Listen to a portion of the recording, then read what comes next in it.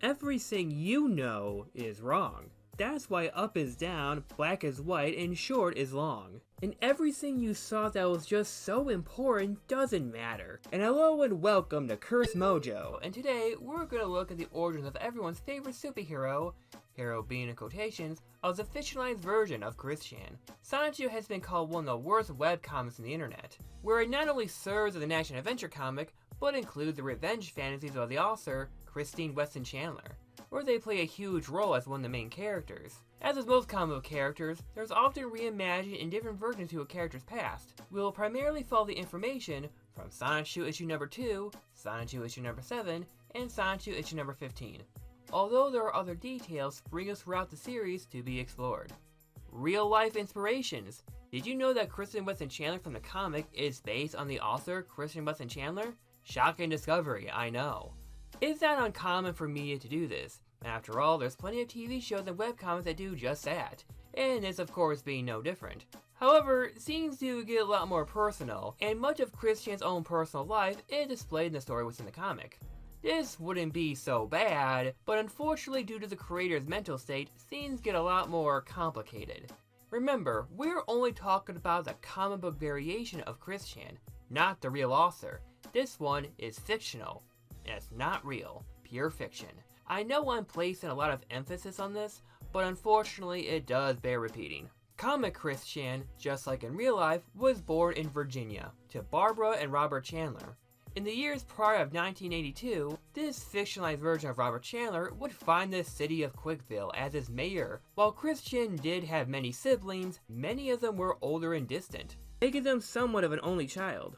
But there's great things destined for this fictionalized version of Chris, such as being part of an ancient prophecy of the Cherokee clan to give birth to the electric hedgehog Pokemon, one of many located in the Virginia area.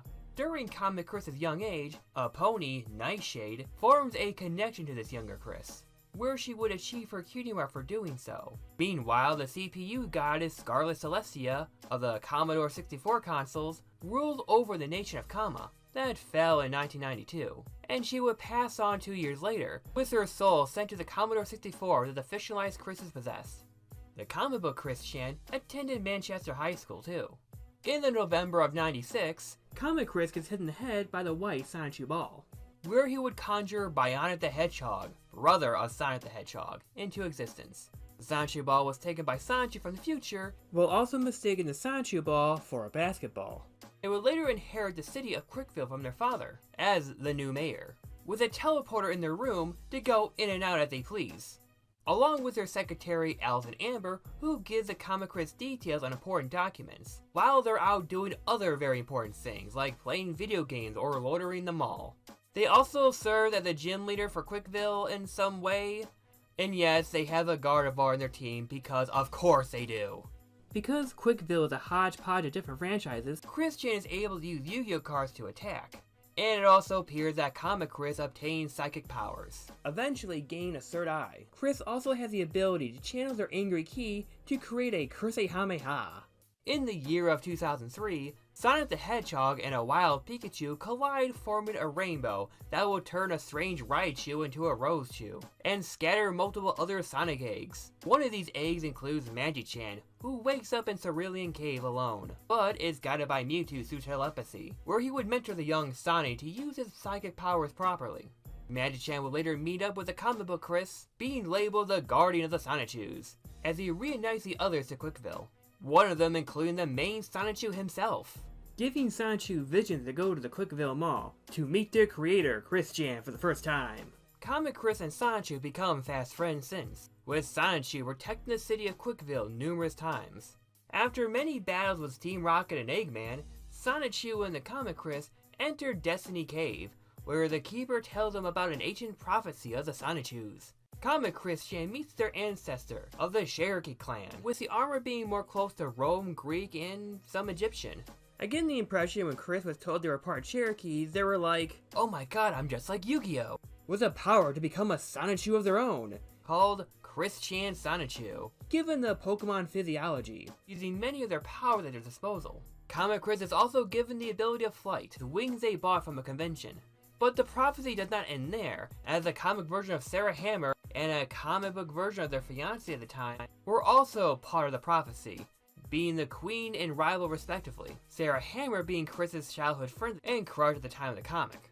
It appears that these two would have played a larger role early on in the story, even before the comic, but Chris seemed to have moved on from that. Sarah would exist in a few issues, later marrying a Yu-Gi-Oh card, while Wes stays as the villain from time to time, and also becoming a meme. Present events. While Chris would have had a somewhat supporting role early in the comic, they would slowly take over as a main character, ironically making the title character Sonichu being the supporting role instead. As a response to this criticism, the storyline involving time travel would put the comic book Chris Chan on hiatus for a few issues. It is also believed that during this absence, Billy Mays became the mayor of Quickville, but it is seen that Alvin Amber was the one that took over instead. This incident allowed the comic book Chris Chan to listen to the drama of the real Chris Chan, rooting their friendship with Megan. During comic Chris's time in the Void, they would travel to the futuristic world of 2015, where they would use their future technology to use Chris Chan's blood to create the cure for homosexuality. The comic Chris would also discover their future self is actually a woman, and was also told the vaccine could create a powerful zombie army instead. The comic Chris is brought back issues later to take part in a climactic final battle at the time. But being more interested in curing homosexuality, comic Chris intended Magi-chan to go to the future to retrieve the gay vaccine to give it to the present. They also use the vaccine on one of the enemies. And during one of the battles, comic book Chris Chan's medallion gets stolen by the devil. And it is there where comic Chris discovers that their power could also come from the Manchester High School ring. Chris Chan would use Guitar Hero to use the power of rock to defeat the trolls. Later, Comic Chris and Sonichu would use all the Sonichu balls to give themselves super forms, turning Comic Chris into Colossal Sonichu, where they would have almost godlike powers, with lightning blades similar to Kratos from God of War, and might have the possibility to cure autism. After defeating their enemies once and for all, Comic Chris thinks of the repercussions and their future transition, and realizing they are indeed a female soul, and in their colossal form, physically transforms into a woman. As the real-life Chris Chan transitions during this period, so does the fictionalized version too, being renamed Christine Weston Chandler. But wait, we're not done yet, because I said almost godlike powers, because we haven't gotten to the CPU stuff. Comic Chris Chan is informed that their Sega Dreamcast holds Natumiya character Uzumi Tenobushi, who informs Chris Chan that their world is in danger. And due to some shitload of nonsense crazier than the stuff I just talked about, that involves time travel, Nazis, ISIS, and other bullshit, Comic Chris uses all their bonds from their other comrades to transform into super angelic Colossal Sonichu, or whatever. At the end of it all, Comic Chris will become a CPU for the Commodore 64, passed on from Scarlet Celestia. Holy fucking shit. Early designs. Now, this is a very odd thing to do to put in context, since this is a real person, but there are some things we could work with. The earliest picture of Chris Chan's drawings of themselves can be found in the self-made Pokemon cards. That might even predate Sonichu himself. A trading card made by Chris in 1999 is one of the oldest pics of Chris Chan, notably having a very different style, having thicker glasses and attempts at realism, giving themselves bigger lips, nose, and realistic eyes. This is a very unpleasing design, and I think Chris heavily agrees with this too. Another older picture shows a very familiar pic of the more iconic Chris Chan we recognize. And given that this picture is seen in all the comics, this could possibly be the first of the redesign. Here, given a more simpler and cartoony style, that works as well as it could. For the comic, Chris made some short Sonichu strips, which were just basic action scenes, and a prototype of how they wanted the comic to be like, which just had more faded colors, donning a similar design to his main one, where they appear less overweight. And this original design has many traits iconic to Chris, showing the Sonichu medallion, the multicolored eyes, colorful sweatshirts, and their short brown hair. Although that's the only thing that stays consistent, because Chris's own character design is drawn in the most inconsistent ways, even within the same issues and pages. The shapes of the head are drastically different. Sometimes it's an oval, sometimes it's very round. Other times they'll draw themselves really thin or overweight. I guess because Chris was once thin during their early years, even though they've gained a lot of weight. During the height of the trolling, they were around 2,020 pounds. Now that may seem like a lot, but it's not too much. The hair is also very short, but can look very spiky in some drawings. Although they clearly just scribbled their hair. Simple as. On the rare occasion, it looks like he would have short bangs like a curtain cut, which is rather odd because Chris would always have short hair. Chris's drawings themselves are like snowflakes. There are very rarely two that are the same. As for Christian and Sonichu, their appearance is a little more consistent, as the first appearance seems to be from the comics and possibly Yu-Gi-Oh cards. Therefore, Christian Sonichu is more accurate to the adventure style build.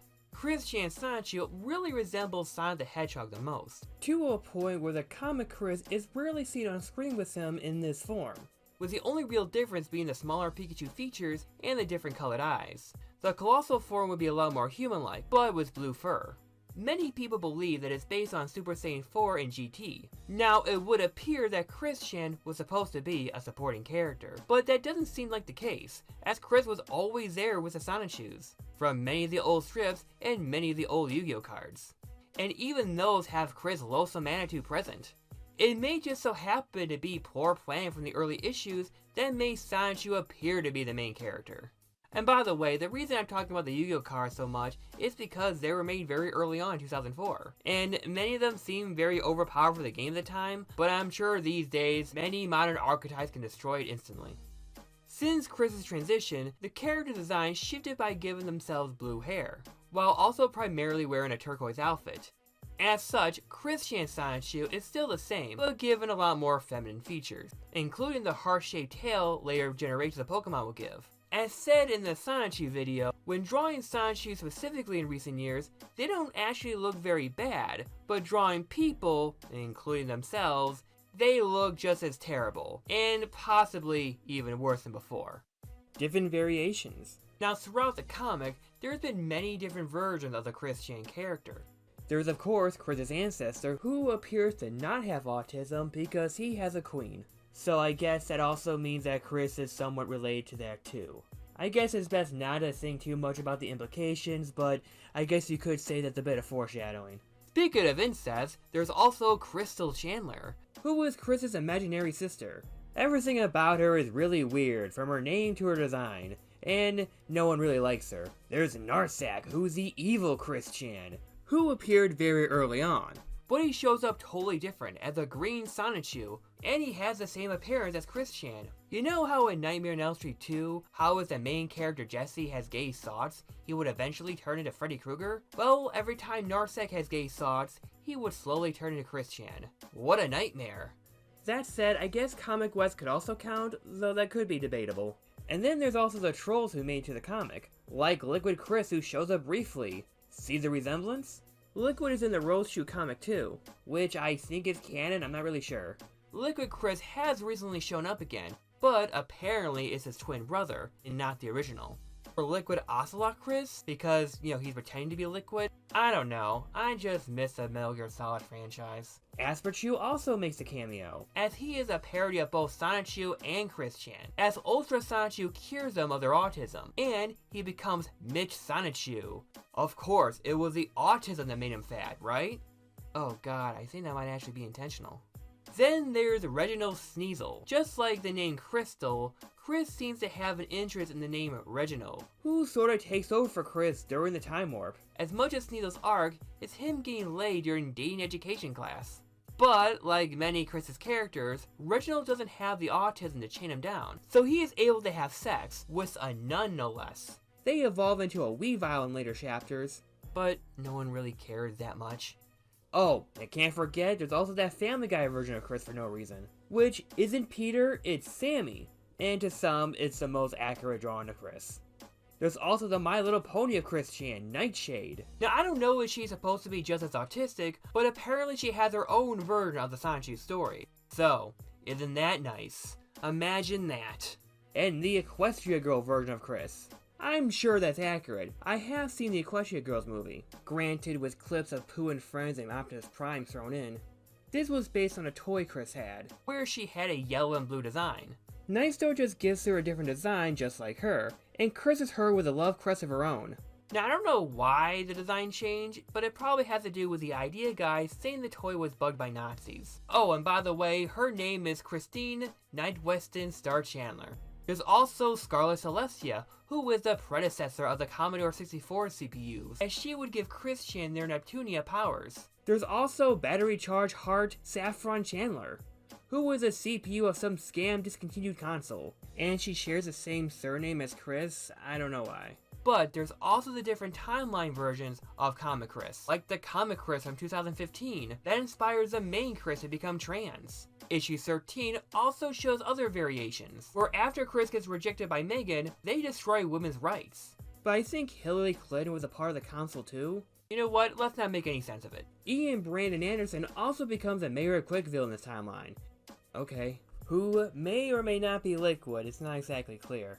And there's one where Christian gets possessed by Satan and becomes a Nazi and gives the Sonichu medallion to Adolf Hitler and make him invincible. And there's a one where Comic Chris converted to Islam to rid them of their lustful energy.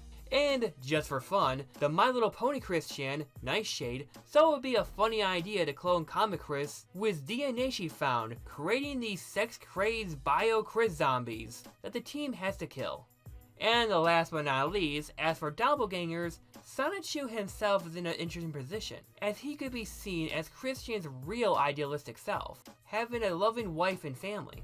Speaking of which, out of the three, Roberto Sonichu is the one that takes after Chris the most, while also being trans like the creator. God damn, there's more Chris variants and Xanos in Kingdom Hearts, what the fuck? Relationships. Comic Christian's family, obviously based on the real life family, doesn't make a lot of appearance in the comic itself. Usually just small mentions and panels. One that makes the biggest appearance is actually Patty, Chris's real-life deceased dog, who becomes a small side character. But at first, the comic becomes just a cute, sad loss. But it does foreshadow something more concerning, when Christian does the same thing for Robert Chandler in issue 13, where he comes back as a Sonichu, and good friends with Ted Bundy for some reason. Likewise, their siblings almost never show up either. The closest being is Cole, who just becomes a jerk-op, so he's a bad guy. Now, stuff about Barbara these days is to be announced. Like regular Chris, Christian would flip-flop with numerous girlfriends, with Sarah and Megan being the most notable as they were side characters, though others like Panda Halo, Bianca, Casey, and many others would play smaller roles. Now Chris's love life has sort of changed drastically, because their main source of affection is not on a real person, but rather one of their own fictional characters. That being Magi-chan, who was prominent enough in the main comic.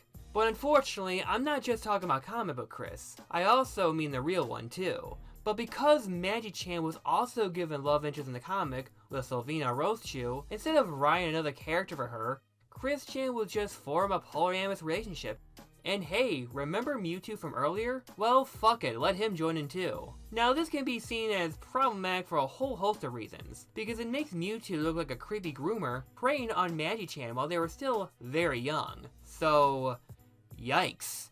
Sonichu is on the side too, but I think they cut that crap out. Christian would also add a few fan characters as well. I won't go into details since there are most likely going to be more. Mental illness. So I talked in length about all this nonsense, but what does it actually mean? Yes, in this world, Christian is all-powerful with sonic power that could take on powerful foes. The fantasies of companions to relate to be part of something that brings him joy. Exaggerating something about yourself to make yourself seem more important. Or expose some social ill that unfairly puts you down. But one huge consistency is that there's still an autistic version. Christian never makes up a fictional girlfriend for their own comic book character. Instead, all of that is projected to the other characters, who are the normal ones, who don't suffer from crippling anxiety and self-hatred. Almost like many of the characters themselves have some sort of hidden knowledge to be normal. But after a while, there's been a drastic change from escapism to delusion. Now, there are some half-truths on the issues Chris had. The stigma for autism is indeed real. It is harder for someone like them to do things many non-divergent people can do. And while Chris's trolls may be described as a slight bother, even back then they were very unnecessarily organized. It's not just mean comments on a YouTube page, but instead numerous different homosexual operations to be involved in Chris's life, with no real justification involved. So Quickville ended up being a way for Chris to escape all of it. So Chris became even more attached to these characters. And ironically enough, many young people experience similar issues, rather as feeling lost, having terrible socializing, be it friends or relationships. many other neurodivergent issues that haven't been properly addressed. As such, the internet makes them susceptible for scams and false hopes just to find some meaning. And Christian would fall into this more than you think, and dive so far in that they lost the plot entirely. Chris's search to find some meaning in their fiction leaked so bad, they believe they're freaking Jesus now, which only made bad situations even worse. Suppose Chris was innocent. I know they aren't, but bear with me. It still only shows how destructive their delusions have become, ruining the comfortable security they once had, and I don't see it getting any better. First being a love letter to the franchise that brought them joy, only mutated to a mindset that brought their destruction. So, I hope you enjoyed the video. If you want, you can see some of my other content, and I hope to see you soon. Stay sane, everyone.